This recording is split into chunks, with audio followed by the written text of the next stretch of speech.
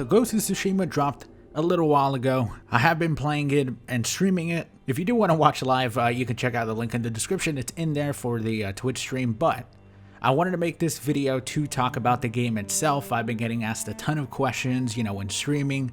Should I buy this game? Should I buy this game? And another big question that I always get asked, is this basically just a Sekiro ripoff? And yeah, considering my channel is mainly focusing on Souls games and like From Software games, you can imagine how many times I get asked that. So I wanted to make a video giving you guys my opinion on the game so far. I have yet to finish the entire game so far. I barely reached Act 2. But I've been doing a lot of things, man. I've been doing like every side mission and like trying to search everything in the area because overall, it's a really fun map to explore. But I'm going to start off with the thing that I know people are most interested in, which is this just a Sekiro ripoff? And how does it compare to Sekiro in general? So first of all, no, it's not a Sekiro ripoff. Now, don't get me wrong, they have similar aspects sort of in the gameplay, but they are wildly different. Two things that are pretty similar, the stealth, of course, in both games being pretty optional, to be honest. I would say that it is a little bit more useful in Sekiro because Sekiro is a lot tougher. While in Ghost of Tsushima so far, I've kind of been able to do a little bit of stealth, and then if I mess up, I go, okay, whatever. Let's just kill everything regularly, which is great for me because I'm not a huge fan of stealth because overall, I'm not really good at it. Where in Sekiro, you try to do stealth because you want to get like one big enemy or something like that is really tough, or like take a health bar away from like a mini boss or something. And if you mess up, it can be really bad because then everything gets you. And it is really tough to get out of a situation like that in Sekiro. So they are pretty different games in that sense. Now, when it comes to the regular combat itself, again, you see a small similarity in the deflex that you have in Sekiro and the pairing that you get in Ghost of Tsushima. Although they are really, really different. I would honestly compare Ghost of Tsushima more to like one of the Arkham games. It has kind of that type of style. It's supposed to be very much a flow of combat, while in Sekiro, you can be going back and forth with an enemy, especially if they have a katana themselves. So overall, Sekiro versus Ghost of Tsushima, I would say they're pretty different games. They do different things. One of them being, an open world RPG, the other one being mainly like an action game. So we pretty much got that out of the way because I know people are going to ask me, is this basically Sekiro? And the answer is no. So how have I been enjoying the game so far? I've definitely been taking my time with it. Like I said, I was probably 15 hours into the game and I'm barely reaching Act 2. Which, it's only because there are not that many side missions, but like the side missions can be a little longer. It is such a nice world to look at. I love running around in the world. It is honestly like one of the best looking games that I've ever seen. It might be like right up there as one of the best worlds that I've ever played. So far being, like I said, 15 hours into the game, I haven't really gotten bored of looking at the world yet, which is great. Because that means I'm probably not going to get bored of it until after I beat the game, or, right towards the end of it. And like I said, some of the side missions can be a little longer, and it's mainly because they are multi-parted. Of course, I'm not going to spoil anything in terms of like the main mission and stuff, but the side missions from the game are pretty fantastic so far. One thing that I do dislike from like big open world RPG games is that stuff like side missions can be a real bore. There can just be like way too many.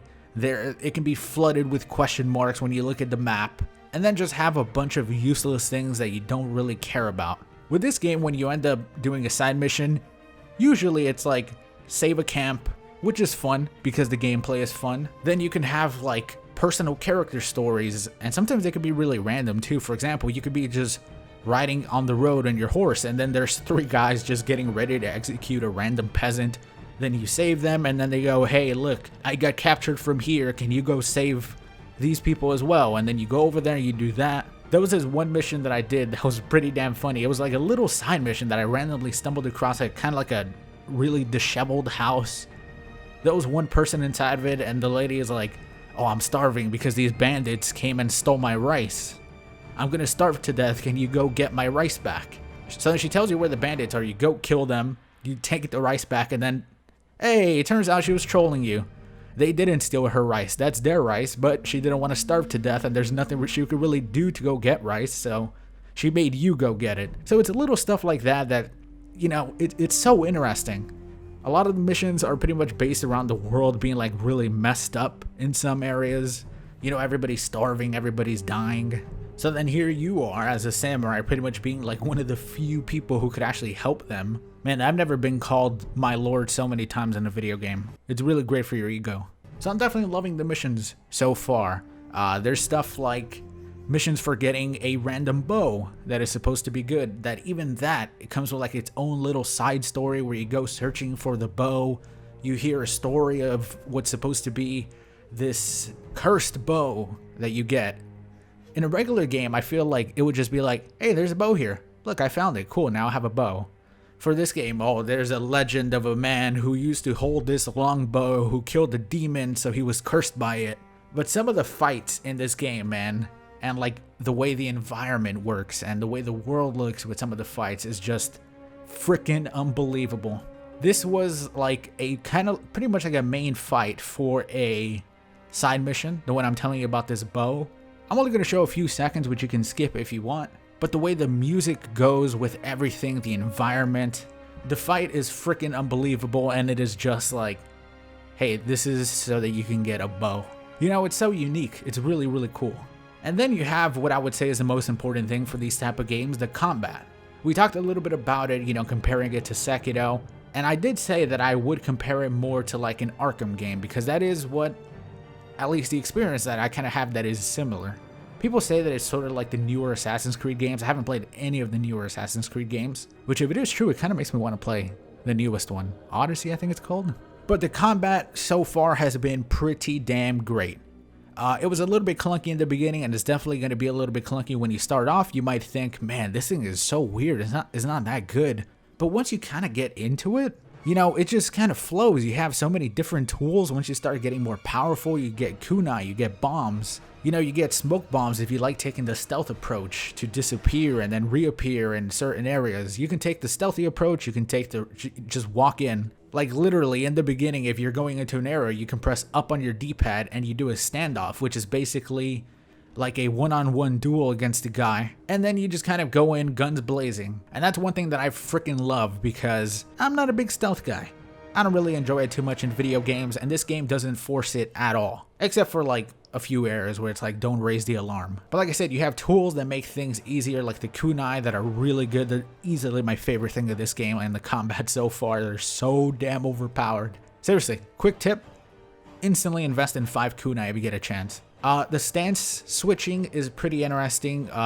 Even that, a game that is similar to that with the stance switching is, of course, Neo. In terms of what it represents, it kind of is similar in that you switch stances to have an easier time against certain enemies. For example, you can have a specific stance for people who have shields, people who have spears, and it's not like these are the only stances that are good against them. It's just, if you want to have an easier time against this enemy type, use this certain stance and you're going to have a better time. You can very easily do the entire game without switching stances at all if that's not your thing. But once you kind of get used to switching and you know, okay, here's a shield guy. If I switch to, I think it's the water stance, you can break his shield and break his guard with 2 strong attacks, and then you hit him twice or 3 times and he dies. Stuff like that just kind of comes naturally after you play the game enough. But one thing I will say so far, you know, like I said, pre-Act 2, is that the game can get a little bit too easy. I don't think I've died, I think I've died 1 time in the last 10 hours playing on hard difficulty, which is the hardest you can select. You kind of power level yourself pretty quickly if you end up doing everything, and it's not to an insane amount where you're an absolute tank where you could stand still and they'll hit you 25 times and you won't die, but it's sort of like you have so many tools. You got 5 kunai, which are almost 1 hit. It really depends. It's kind of random if it's gonna hit them in, you know, in the stomach and not one-shot them, or if it's gonna hit them in the throat and instantly kill 5 guys, you know. And this is coming from somebody who, I would say, I'm not that good at the game, honestly. One of the things that I did struggle with a little bit, you know, towards the beginning, was that there is no lock-on system. It did sort of bug me, and it took me a while to get used to, because especially now I still mess up and you kind of look like an idiot when you end up trying to hit this enemy and you swing at the air 5 times in a row missing. But I can see why they don't have a lock-on, and I can see why the combat is better without lock-on. Again, it's supposed to kind of be flowing combat similar to something you see in the Arkham games. So the gameplay has been pretty fantastic so far, in my opinion. It's definitely not just spamming. Like I said, there's different things you got to think about. There's some enemies that you got to use certain stances if you want to kill them quicker. They can very easily overwhelm you with numbers. And when you're playing on hard, it's like 3 hits and you're dead. Well, maybe a little bit more where I'm at, considering I have way more health. Which, again, the way you gain health is you explore. You can find certain places to get this, bathe. I mean, literally, you go inside the hot spring, you relax, and then at the end, you get a health increase, and then you get to see Jin naked. Well, not all the way, unless you get the secret ending, which I did get, which was on stream, where he stares at the camera and points at his junk, and then the camera zooms in at it. All of this that I'm saying is true. So overall, what would I rate the game? Because I know that's usually what people like asking, They like putting a numerical value on things. So far, I would probably give it like an 8. It definitely has room to improve. This is an 8 out of 10 after only, being maybe 1/3 of the way through. Depending how it ends, it could easily jump up to a 9. Or maybe even a 10. But I freaking love the game so far. It's been very entertaining to play and just look at. It's such a beautiful game. It's honestly one of the best looking, if not, man, my favorite looking game from the PS4 exclusive so far. The Last of Us 2's world was also like incredible to look at. It had like honestly some of the best art design I've ever seen in like the environment and stuff. But I feel like this game takes it up a whole notch.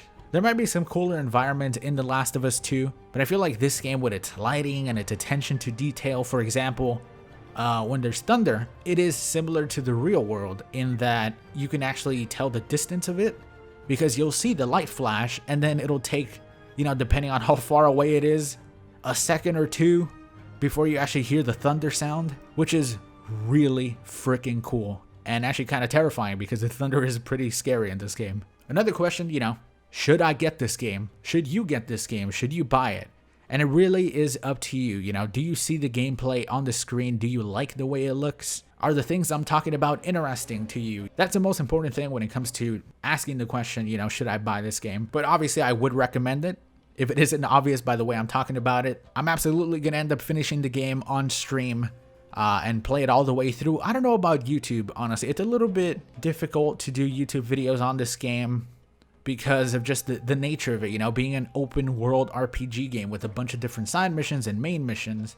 Should I focus on the funny moments that happened on the outside world? Should I focus on the story, which I kind of already haven't done, so it's too late to kind of jump back into the story in the YouTube videos? It's a little bit weirder with my style of editing, where I pretty much just focus on like highlights and stuff like that. For a game like this that has the potential to be like 60 hours long, it would obviously be a lot simpler if I just uploaded the full parts and like 5 hours worth of gameplay and stuff, but I feel like not a lot of people want to see that. People might see it as lazy, and that's why I've been kind of editing the videos and putting those up as kind of like highlights. So if there's a point where I don't end up making more videos, you can guarantee that you'll be able to see all the stream VODs and like the full uncut playthrough and watch me play through it for the first time on Twitch. And I definitely can't wait to continue it and stream it for another 5 or 6 hours the next time that I play it. Anyways, I just wanted to make this video because I know a lot of people have been asking, should I buy this game? How does it compare to Sekiro? All these questions that I can clickbait. Either way, thank you guys so much for watching. If you made it this far, I'm not sure how many did. I really appreciate it. Thank you so much. Maybe consider dropping a like if you did. Really means a lot to me. Helps out the channel a bunch. And have a good day, everybody. See you all next time.